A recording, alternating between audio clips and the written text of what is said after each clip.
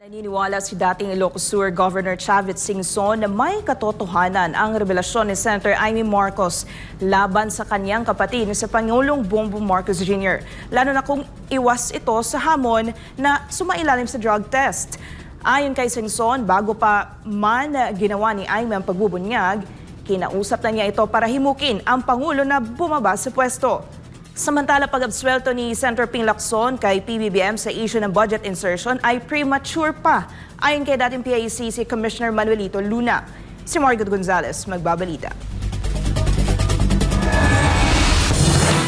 Pagkatapos ng matinding pahayag ni Senator Amy Marcos na umano'y drug user ang kanyang kapatid, sunod-sunod ang panawagan para sa Pangulo na bumaba sa pwesto. Protect the people and the state. Nangunguna rito ang dating gobernador na si Chavit Singson na dating sumuporta sa kampanya ni Marcos Jr. Bago pa man daw ang pagbubulkar ng senadora sa INC rally, kinausap na raw ni Singson si Amy upang himukin ang kanyang kapatid na bumaba sa pwesto. Kung sabi mo yung kapatid mo, magbitaw na lang. Honorable exit. Nobody's perfect. Nagkakamali naman lahat ng tao. Magsuri siya at magbitaw na. More honorable ka ako. Bago, makakarinig siya ng mga masasama. Kaya narinig niya, binubura lang ang tao eh. Naniniwala naman si Singson na hindi malayong sapitin din ni Bongbong Marcos ang sinapit ng kanyang ama na napatalsik sa pwesto kung hindi pa anya ito magre-resign ngayon. Pero paglilinaw naman ni Singson, wala siyang kinalaman sa umano'y panawagan para sa destabilisasyon. Hindi rin anya niya hinihimok ang sadatahang lakas na bumaliktad sa gobyerno.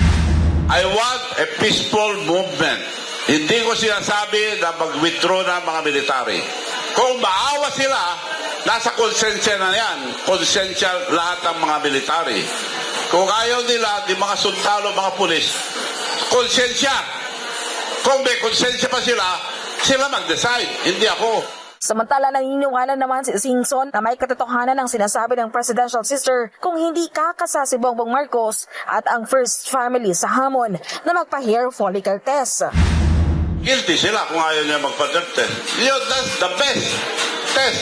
Hindi ako drug addict. Testing niyo ako. Napakadali. Ayaw niya. At ibig sabihin totoo. Dito sa pulso ng bayan ng SM. Samantala, BBM resign din ang panawagan ni dating Presidential Anti-Corruption Commission Attorney Manuelito Luna. Yan ay kasunod na rin ng naging pagbubunyag naman ni dating House Chairman Appropriation Saldico laban kay PBBM at sa ilang gabinete nito kaugnay ng 100 billion na budget insertion. Pinag-aaralan na rin nila ang pagsasampa ng impeachment case laban sa Pangulo at ito anyay mangyayari kung matibay na silang basihan. Itong pahayag niya, especially itong series of videos, these are really explosive evidence.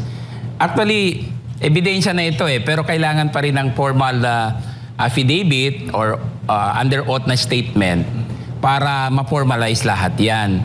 Pero the video itself is evidence, ha? Sinabi naman ni Luna na premature pang sabihin na walang kinalaman ng Pangulo sa issue ng budget insertion gaya ng pahayag ni Senator Ping Lacson at Chairman ng Senate Blue Ribbon Committee. Matatanda na sinabi ni Lacson na batay daw kay dating DPWH Undersecretary Roberto Bernardo, ginamit lang umano ang pangalan ng Pangulo ni na dating DepEd Undersecretary Trygive Olivar at dating PLLO Chief Adrian Bersamin kaugnay ng budget insertion na inilantad ni Saldico na utos umano ng Pangulo. Ayon kay Luna, mas maiging agad na muling magpatawag ng hearing si Lacson para makilatis ang naging pahayag ni Bernardo.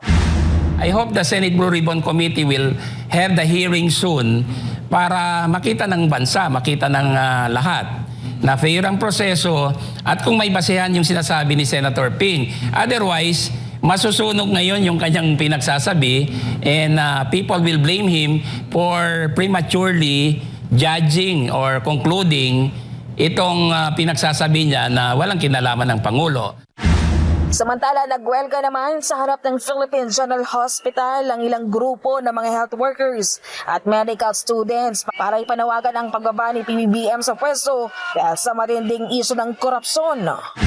Nananawagan tayo ng taas sahod, tuwing nananawagan tayo na ibigay yung sapat at on-time ng mga benepisyo. Ang sinasabi po sa atin ng gobyerno ay lagi pong walang pera. Kaya po kami nagtataka, kaya po kami nagagalit kasi nasisiwalat ngayon na hindi totoong walang pera ang gobyerno.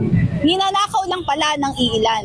Ganon din po, pagdating sa serbisyo sa ating mga pasyente, ay dapat mas maayos, libre, may access yung ating mga, lalo na yung may hirap nating kababayan.